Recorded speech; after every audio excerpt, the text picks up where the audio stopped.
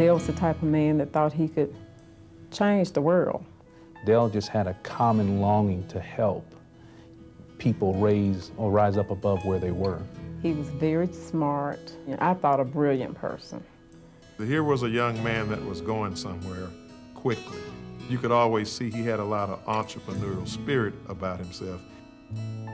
We officially started to talked about the business on our honeymoon in 1990.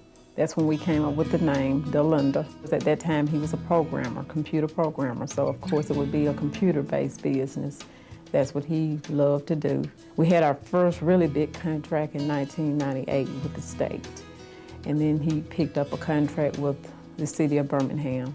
I saw Dale in the Birmingham Business Journal and cut out his article, and it was a story that was run on him talking about how successful his business was. So I wrote him a little note, sent it in the mail, and before I could follow up with him, he actually made the call to set up the meeting. He told me what he wanted to do and kind of gave me the visions and asked me to go back and come up with a plan to protect him, his family, and the business. And he wanted to make sure that at least his family would be provided for economically in the event something happened. And of course, we never thought at such a young age something would happen. When I got up that morning, I remember he was sitting on his side of the bed. He was actually up all night and didn't get to sleep, and he had chest pains. I said, we got to go to the emergency room. I wanted to call paramedics, but he said, no, we're close enough to the emergency room. We can get there. He turned in to get out the car. He said, I think I can make it. And he stopped. He stopped right in the door, and I said, Dale. And he didn't answer me. And when I called him the second time, that's when he came back, and his eyes were rolled back in his head. All I remember is running into the emergency room to try to get some help. They got out there and got him, but he never did regain consciousness. They never could get him back.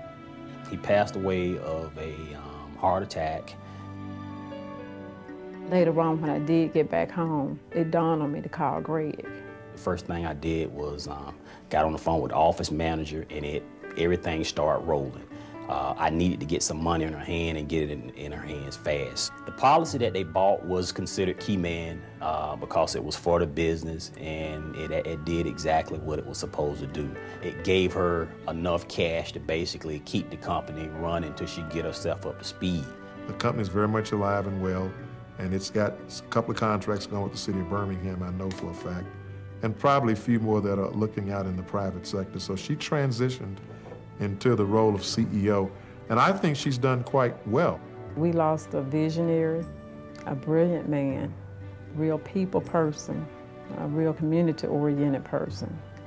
Dale's wife is okay, the company is running, the kids' college is taken care of, and they're okay for the rest of their lives.